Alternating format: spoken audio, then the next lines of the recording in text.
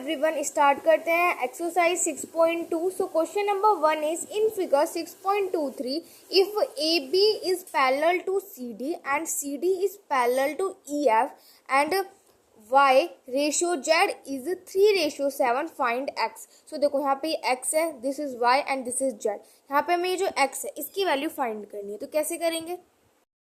सो देखो यहाँ पे हमें क्वेश्चन में क्या गिवन है, y रेशियो z हमें गिवन है दैट इज 3:7 और हमें क्या बोला गया है कि जो ए बी है वो सी डी के पैरेलल है और जो सी डी है वो ई एफ के पैरेलल है। तो यहाँ से हमें क्या पता चलता है कि जो तीनों की तीनों लाइंस है वो एक दूसरे के पैरेलल है। ठीक है, इतना तो क्लियर हो गया यहाँ से। ओके, अब हमें यहाँ पे जो x है इसकी वैल्यू फाइंड करनी है। अब ये जो x है इसकी वैल्यू कैसे फाइंड करेंगे, जब भी हमें कोई भी चीज़ रेशियो में गिवन होती है तो हम उसको लेट करते हैं, तो ऐसे ही हम यहाँ पर भी इसको लेट करेंगे। यहाँ पे मैं लेट कर लेती हूँ, लेट y b कुछ 3x इसको लेट कर लेते हैं। ठीक है, तो y को हमने 3x लेट कर लिया और जो हमारे पास लेट z b और z को हमने 7x जो है वो यहाँ पर लेट कर लिया। ठीक है, क्योंकि तब भी हमें रेशियो में गिवन होता है तो हम हमेशा लेट करते हैं। तो यहाँ पे हमने y को 3x लेट कर लिया, क्योंकि यहाँ पे y 3 है ना, तो 3x हो गया। z हमारे पास 7 है तो यानी कि 7x हो गया।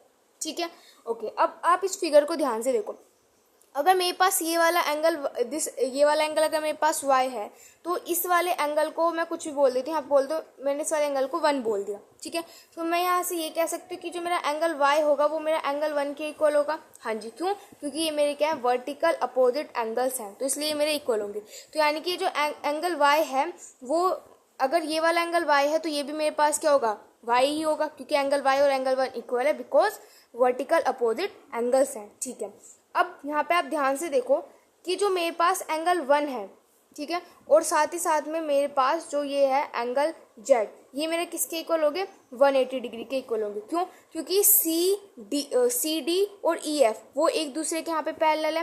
रीज़न क्या है कि जो सी डी है वो मेरा पैरेलल है ई एफ के। सो अगर सी डी जो है वो मेरा पैरेलल है ई एफ के और ये हमारे क्या कर रहे हैं, सेम साइड पर लाई कर रहे हैं, तो ये मेरे पास क्या होंगे, सप्लीमेंट्री एंगल होंगे। अगर दो पैरेलल लाइंस हैं उसमें अगर ये सेम साइड पर दो एंगल्स इस तरीके से लाई करते हैं वो पैरेलल होनी चाहिए। ठीक है, तो इस तरीके से अगर कोई दो लाइंस पैरेलल्स होती हैं और ये वाले एंगल्स यानी कि एंगल 1 और एंगल z जो होंगे वो मेरे पास यहाँ पर सप्लीमेंट्री एंगल्स होते हैं, तो ये मेरे पास यहाँ पे क्या हो जाएंगे, रीज़न हम लिख देंगे कि ये हमारे पास क्या है, सप्लीमेंट्री एंगल है। ठीक है, यहाँ पे आप मेंशन कर देना कि क्यों है ये 180 डिग्री के इक्वल, क्योंकि ये सप्लीमेंट्री एंगल है।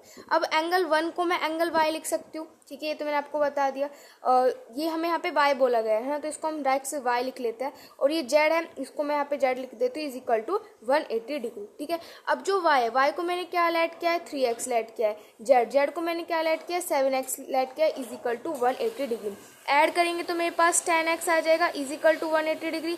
सो x की वैल्यू आ जाएगी 180 डिवाइडेड बाय 10, यानी कि x की वैल्यू मेरे पास कितनी आ जाएगी, 18 डिग्री। ठीक है, सो मुझे यहाँ पर वैल्यू किसकी फाइंड करनी थी, मुझे वैल्यू फाइंड करनी थी इस वाले x की। ये यहाँ पे हमारे पास x की वैल्यू नहीं आई है। ठीक है, यहाँ पे तो हमने इसकी रेशियो को यहाँ पर ये लेट किया था, इसके x लेट किया था। ठीक है, आप यहाँ पर x लेट मत करना, आप कुछ भी a b c लेट कर लेना जिससे कि कंफ्यूजन ना हो, लेकिन ये यहाँ पे हमारे पास अलग अलग है। तो यहाँ पे मैं एक काम करती हूँ, यहाँ पे x1 और x1 1 1 कर लेते हैं जिससे कि कंफ्यूजन ना हो, कभी पता चले कि हम यहाँ पे ये वाला x मान लें, ये वाले x की वैल्यू नहीं आई है, ये हमारे पास x1 की वैल्यू आई है। ठीक है, इसको हमने यहाँ पे x1 लेट कर लिया।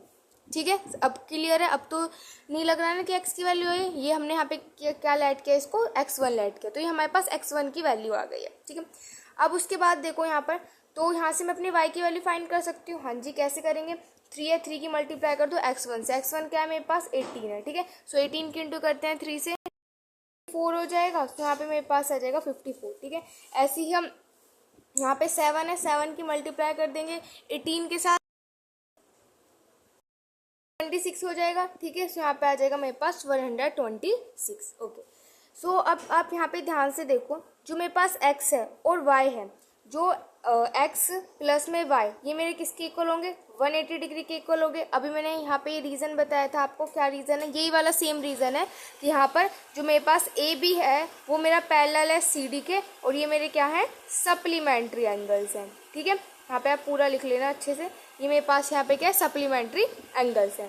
तो यहाँ पे x एक्स की वैल्यू तो हमें यहाँ पे फाइंड करनी है, वाई की वैल्यू मैंने फाइंड की 54 इज इक्वल टू 180 डिग्री। तो यहाँ से अपने एक्स की वैल्यू निकाल सकती हो, 180 में से सब्ट्रैक्ट कर देंगे 54, तो यहाँ से मेरे पास एक्स की वैल्यू क्या आ जाएगी 126, और यहाँ पे मुझे एक्स की ही वैल्यू फाइंड करनी थी। ठीक है, सो ये हो जाएगा क्वेश्चन नंबर 1।